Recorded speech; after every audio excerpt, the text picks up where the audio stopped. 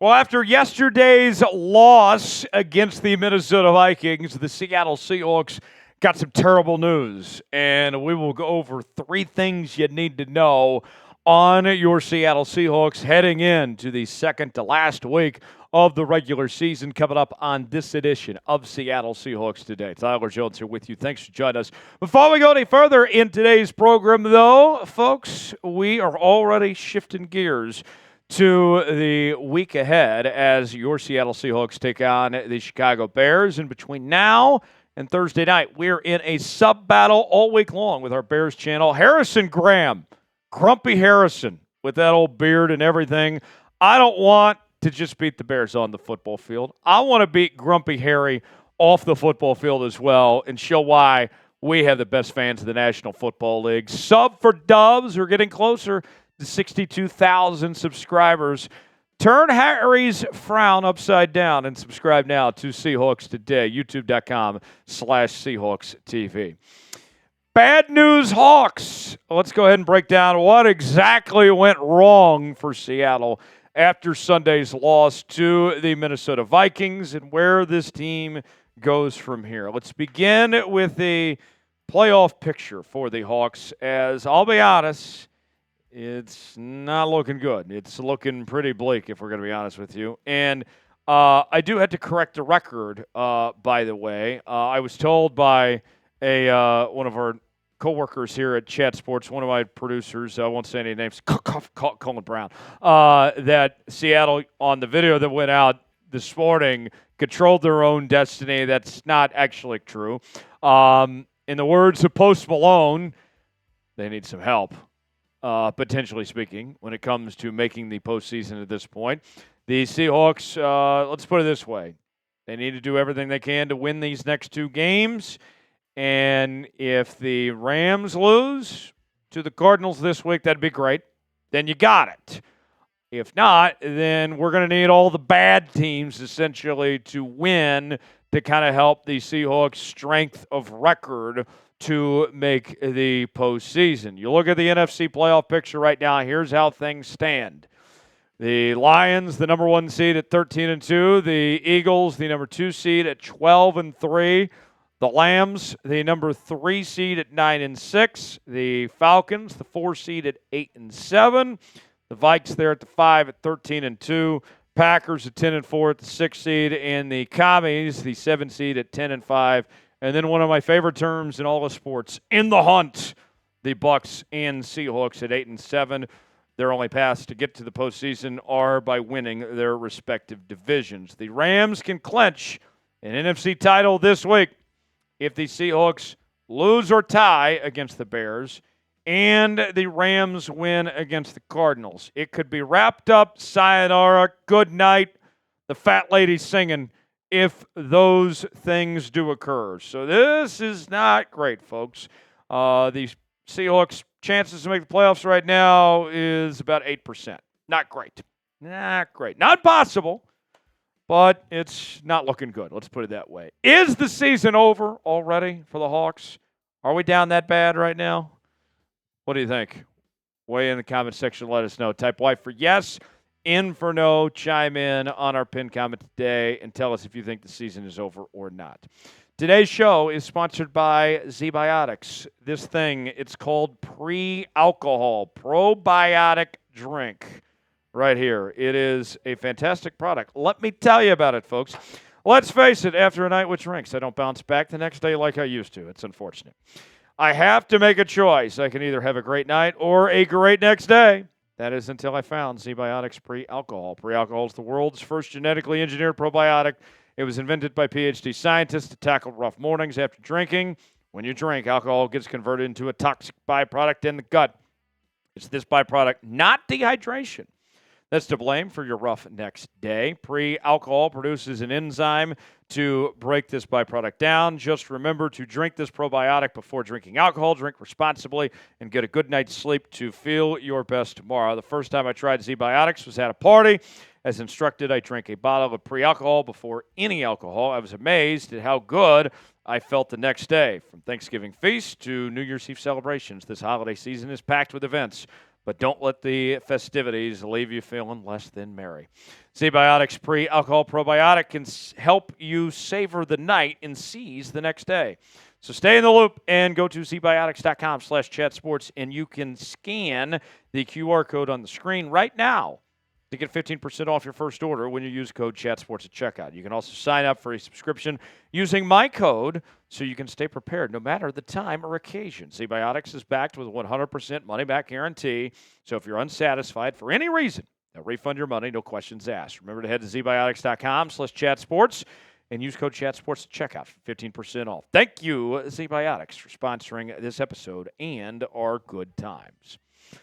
All right. Let's continue with the terrible news for Seattle. And let's face it, the truth of the matter is this. When it comes to your Seattle Seahawks at this point in the year, this team is mediocre. It is bad. And mediocrity sucks. All right? I mean, it just isn't good.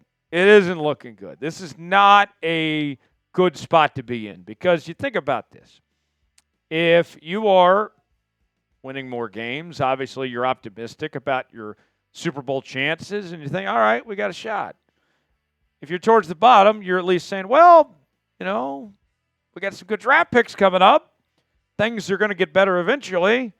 And now you're just kind of sitting here like, oh, all right. But then on the flip side, you say to yourself, all right, well, first-year head coach, there's going to be some growing pains and all that.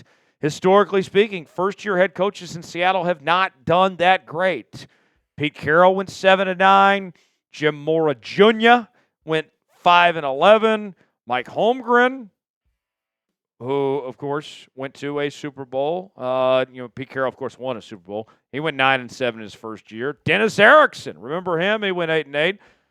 Chuck Knox went 9-7. I mean, we've seen where, historically speaking, these first-year head coaches kind of get off to not a great start, not a bad start either. And Mike Macdonald looks like he's continuing this trend once again. And what you hope for is what guys like Pete Carroll, like Mike Holmgren and others did, where, sure, maybe it didn't start great, but it got better as time went along. I think us Seahawks fans, we got spoiled a bit during the Pete Carroll era. We got so used to this team winning time and time again, that became the expectation. And it rightfully so, should remain the expectation here. But here we are. This is now, year 3 of a rebuild.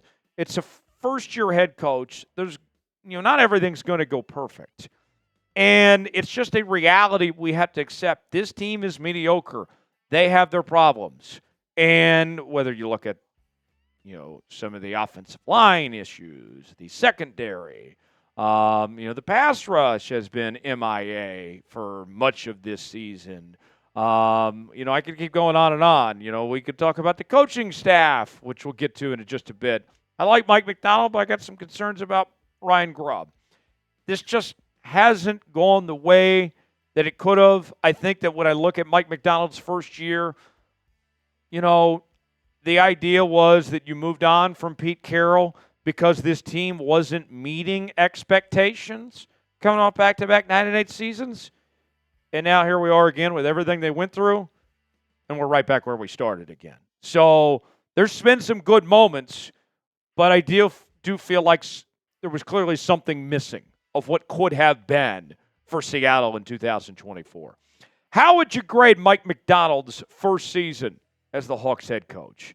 A, B, C, D, or F. I want to know. Weigh in that comment section. Tell me what you think of Mike Macdonald's first year with the Hawks. Last on our terrible news, I think it's pretty clear. There are some trust issues with this Seahawks team. Here we are. We're heading into Week 17, and I sit here today, and there is not one person within this organization I can trust right now. In all seriousness, not one person that I can say without a shadow of a doubt, I put my full faith, my full confidence in. And you would think that the franchise player on this offense that you've built this entire offense around, a guy in DK Metcalf, would be a guy that you could count on, a guy that you could trust. That wasn't the case yesterday in the loss against the Minnesota Vikings. Think about this. Joel Moran posted this a couple days ago. And then when we circled back to yesterday's performance, it reminded me what Joel said. DK Metcalf is the most disappointing wide receiver in the NFL. Seahawks ranked 32nd in contested catch rate this season. That's last place. DK ran a 4.3340 time at 6'4", 235 pounds, and has all the talent to be elite, but he consistently disappoints at the catch point. Doesn't play to his size at all. I believe it was the great Maya Angelou who once said, when someone shows you who they are, believe them. We are 6 years in the DK Metcalf's tenure in Seattle. He's been paid a lot of money, folks. And here we are.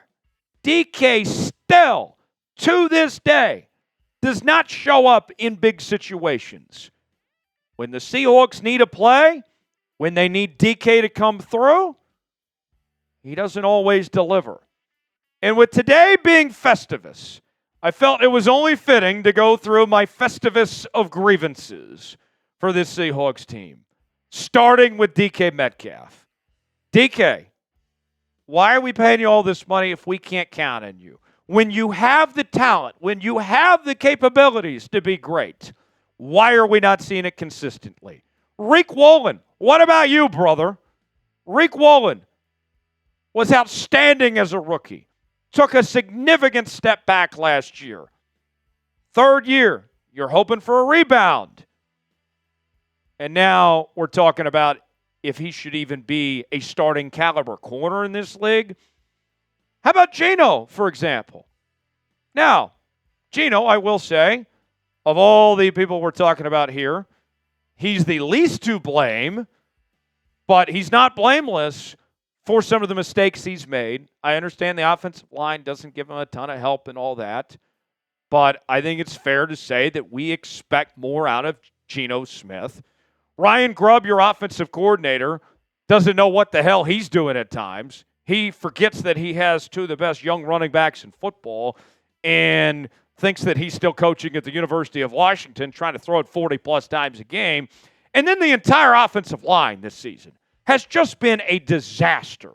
All right, Charles Cross, you spent a top 10 pick on him. He's supposed to be, at this point, a Pro Bowl caliber player. I don't see it every week. I see flashes of it. Abraham Lucas couldn't stay healthy for a long time. And some weeks he looks good, some weeks he doesn't. The center position's been a mess. Laken Tomlinson isn't very good. The right guard spot has been a disaster. I mean, this Festivus, folks, I'm really just pissed off right now. I am pissed off. And it's sad because it didn't have to be this way. And here we are. Who is the most to blame for these Seahawks issues right now? I think it's John Schneider. That's the number. That's got to be actually number one on the list of the Festivus of grievances. John Schneider, his team's got all his fingerprints on it. It all goes back to John. That's the guy I'm pointing to. Who are you pointing to? Point the finger. Even if it's the middle finger, you can point that one too. Weigh in, let us know. For continuing Seahawks coverage, subscribe now to Seahawks Today. I'm Tyler Jones. Thanks for joining us, and we will see you next time right here on the channel.